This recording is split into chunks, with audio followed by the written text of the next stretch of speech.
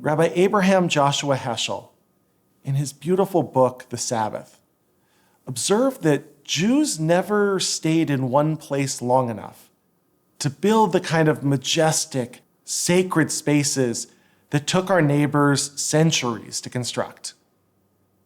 So instead of building holy space, he said, we sanctified a cathedral in time. Shabbat is a weekly sanctuary of rest and restoration that we can take with us wherever we go. A period of disconnecting from the busyness of the world so that we can reconnect with what matters most. In the first chapter of the book of Genesis, we're told that God took 6 days to complete the work of creation and then took a well-earned break. And we, the creatures made in God's image, are commanded to continue that tradition by sanctifying the seventh day and also resting on it from our creative labors. So what exactly does it entail?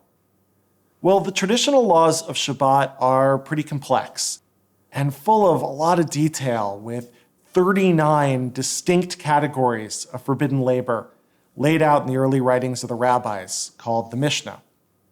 But it actually all comes down to one relatively simple principle.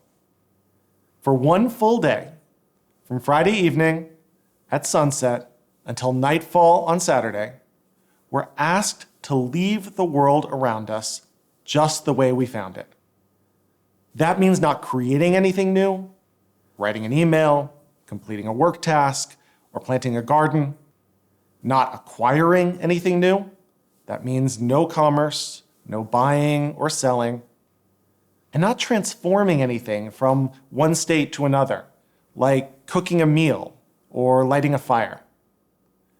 For one day a week, the Jewish tradition teaches, just practice coexisting with the world rather than always trying to use it for our benefit. Here's a thought experiment to illustrate what I'm talking about. It's 5 minutes before Shabbat. You finished all of your cooking and preparing. Your table is set. Your dinner guests will be arriving at any moment. You step out into the backyard to take a breath after spending hours in a hot kitchen, and you notice that on top of your rose bush sits this stunning flower in full perfect bloom. It's 5 minutes before Shabbat. And the most natural thing in the world would be to clip it and to stick it in a vase to complete your table. The piece de resistance. Now fast forward in your mind just a tiny bit. It's now 5 minutes after Shabbat has started, and the same scenario plays out. You're standing in your garden, waiting for your guests to arrive for dinner. Again, you notice a gorgeous rose on the bush, but this time, it's completely different. Shabbat is already here. So what do? You lean down to the flower and inhale its perfume, and then you leave it there and head back inside. Your table is beautiful enough already. And the rose? Well, it gets to go on being a rose. Not created to be of use, but created to be beautiful, just as it is. That's the essence of what we mean by Shabbat rest. It's not the rest of relaxation, of a lazy day in bed or a massage or sitting out by the pool. Instead, it's a day of resting from our constant need to do and do and do, and instead learn how to just be. Shabbat begins 18 minutes before the sun sets in the sky. To make the transition from the week's rush to the peace of Shabbat, we light 2 candles, waving our hands toward our faces 3 times to draw in the light, and reciting a blessing. The Shabbat dinner table is an absolutely sacred place. The Talmud teaches that since the Temple of Jerusalem was destroyed, the family table has taken the place of the altar as the point where heaven and earth can touch. The Shabbat table is so special that for some of the Hasidic Rebbes of Eastern Europe, upon their deaths, their tables would actually be taken apart and the lumber from them used to make their caskets, carrying them from this world to the next. The Shabbat meal begins with Kiddush, a prayer recited over a full cup of wine, and the breaking of loaves of bread, usually 2 braided challahs.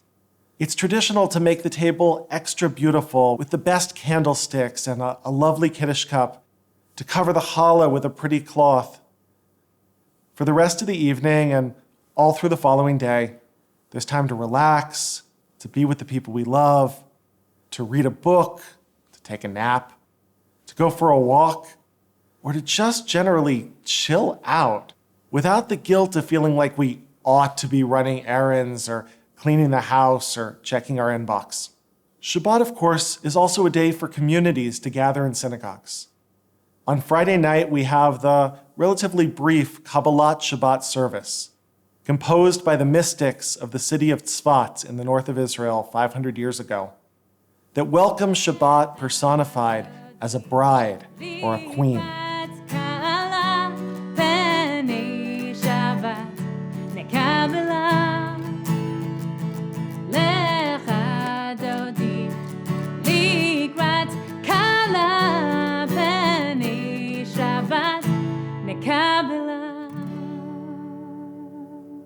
Shabbat ends when 3 stars appear in the sky on Saturday night.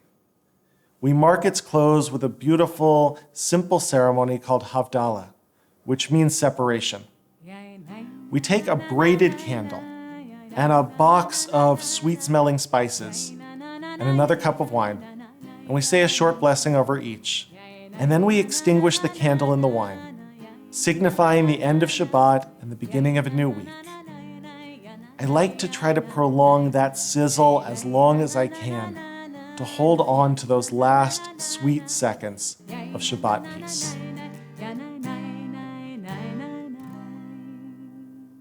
Now, chances are your Shabbat and mine might look a little different, and that's okay. Some people strictly observe the rules in every detail, while others are more inspired by their spirit of decompression and reconnection. Whatever you do, or don't do, to make Shabbat special, I want to encourage you to take it seriously. Shabbat is a precious gift of time, a chance to reorient our relationships with others, with the world around us, and with God. Everybody, Jewish and not, needs a little Shabbat peace in our lives. Now, really more than ever.